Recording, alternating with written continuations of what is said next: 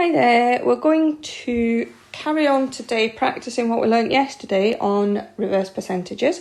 But before we do that, we're going to recap one of the more tricky bits of multiplying out brackets, which is multiplying three brackets together. So remember, what we don't do is start trying to somehow randomly make sure everything's multiplied by everything else and getting ourselves in a right pickle. So we don't do that. Okay. Remember, when you're multiplying three things together, it doesn't matter what order you do it in. Okay. You can multiply the first two together and then times your answer by the third, or you could multiply the last two together and times your answer by the first one, or you could multiply the first one and the third one and then times your answer by the middle one. It doesn't matter. But generally speaking, it's often the most straightforward thing to multiply the first two brackets together first and then multiply the result by the third one. Okay, so when we're multiplying here, we get 2x times x is 2x squared. Then 2x times positive 5 is plus 10x. Then we've got minus 1 times x, that's minus x. And then minus 1 times positive 5 is minus 5. So if we just tidy up this first bracket, we've got 2x squared, and then we've got a plus 10x and a minus x, so that's plus 9x now, minus 5, and we need to multiply that by 2 minus x. Okay, so I'm going to show you this. We could be drawing lines, we could be using a table. I'm going to actually show you this one by breaking out the first bracket. Okay, so we're going to have 2x squared times the second bracket. Then we're going to have 9x times the second bracket. And then we're going to have minus 5 times the second bracket. And that'll make sure that everything's multiplying by everything else. Okay, so we get 2x squared times 2 is 4x squared. And then 2x squared times negative x is minus 2x cubed. Then we've got plus 9x times 2, so that's plus 18x.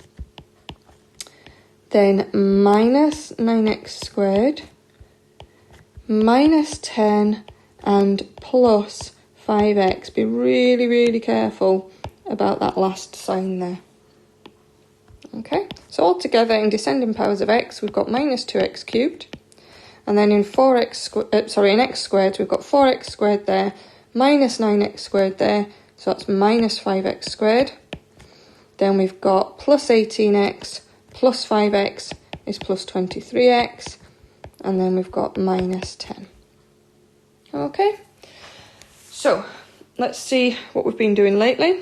So we spent a week on fractions, where we did all sorts of things to do with fractions, but we stuck to numbers. We didn't do any algebraic ones. And then we moved on to percentages. The important thing that we've been looking at to do with percentages has been to consider what percentage you end up with, rather than what percentage you started with and then working out, say 20% and adding it on, or 15% and taking it off. We work out what percentage we're going to end up with, and we can go straight to that answer rather than having the add or subtract in there. Yesterday we looked at reverse percentages, which means that a percentage change has already happened and then you need to reverse that change. Okay, so we're just going to go straight on with our examples, and I'll explain again how we do this. So a council tax bill has gone up by 2% in the last year, and now the bill is 1,650. What was the bill last year?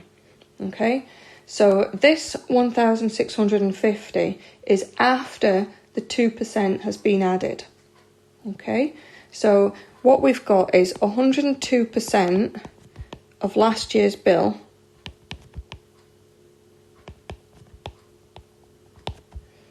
is 1,650.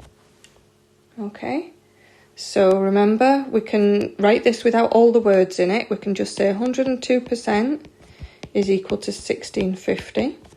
Then remember, what we're looking for is 100%. So if we find 1% in between, so what we're going to do is divide by 102 to get 1%, and then times by 100 to get 100%.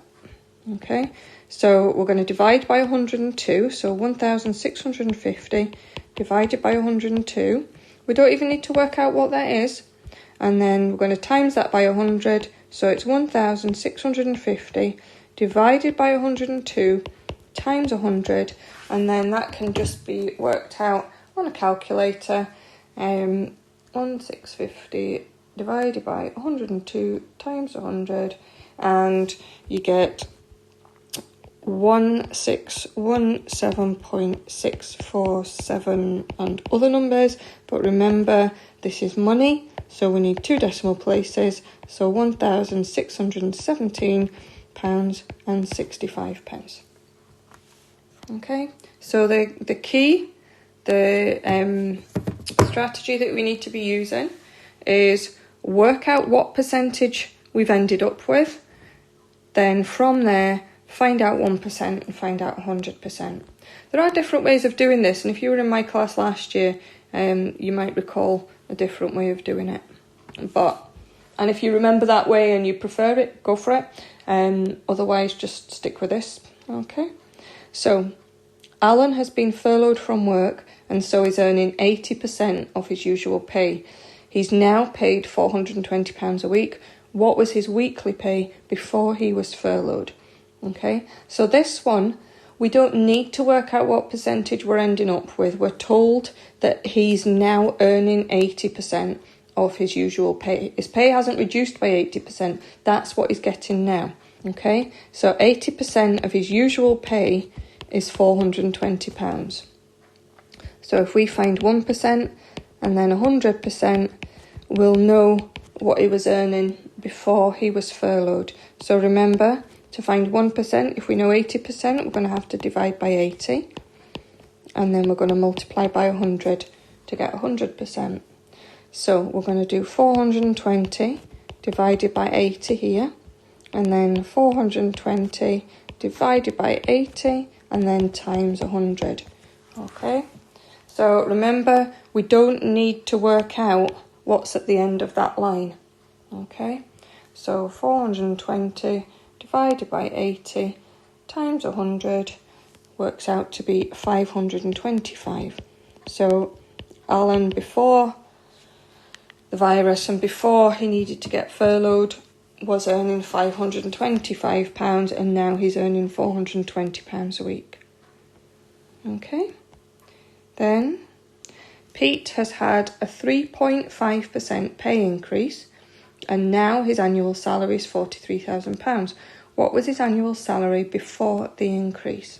Okay, so his salary has increased by 3.5%. So now it is 103.5%. Okay, because it was 100%, it's gone up by 3.5%, and now that's 43,000. All right, so we need to find 1% and then 100%. And even though we've got a decimal in this one, we're still going to do it in exactly the same way. We're going to do 43,000 divided by 103.5, and then we're going to have to multiply that by 100.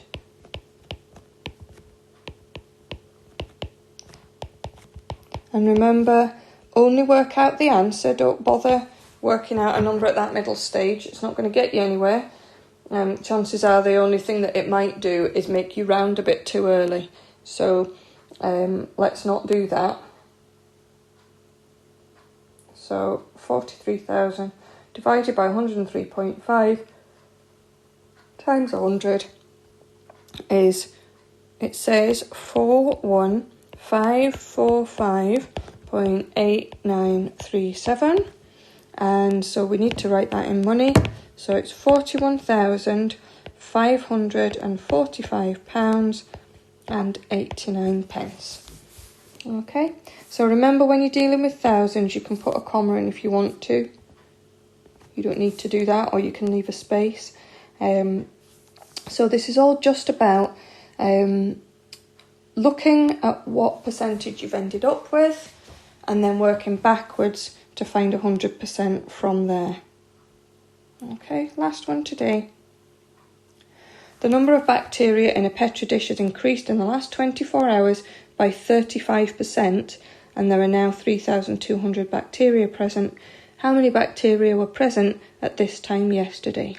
Okay, so I wanted to include an example that wasn't money, and we can see that we had an amount yesterday and that has increased by 35%. So now we have 35% more than we had before, so we've got 135% of what we had yesterday, and that is 3,200. Okay, so we find 1% and then we find 100%, exactly the same process every time. So 3,200 divided by 135, and then 3,200 divided by 135 times 100. Okay. To be honest, if you've totally got the hang of this and you think you're going to remember it, you don't even need to put that middle line in. Okay, but if you're going to miss that middle line out, you must have exactly this. You've got to have the divide and the multiply in that one. Okay, so 3,200 divided by 135 times 100 is 2,370.370 on some other numbers, but we're talking about number of bacteria. So remember when we've looked at questions like number of squirrels or number of deer in a forest, you can't have a bit of one, so it's just 2,370 bacteria. Okay, so give me a shout if there's anything you're not sure about with this, but remember, we're just going to quickly write down our steps to success.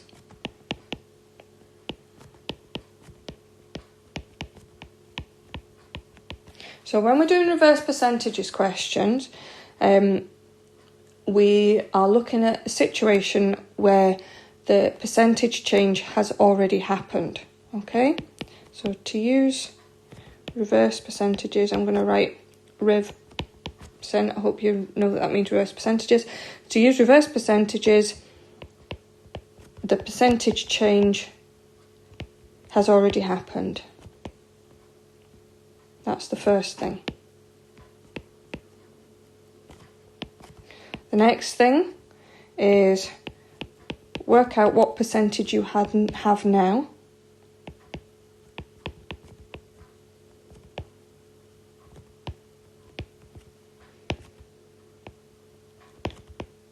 After the change.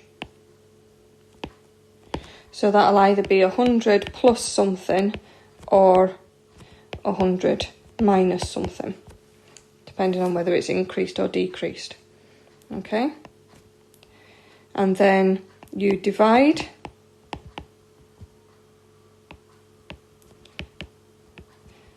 by the percent you've got now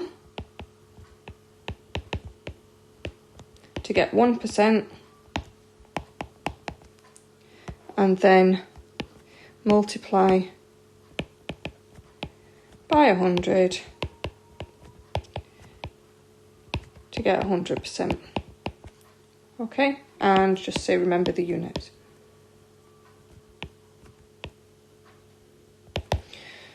Okay, so if you follow these steps, you'll be absolutely fine, but these steps are a really long-winded way of just saying divide by the percentage you end up with and then multiply by 100.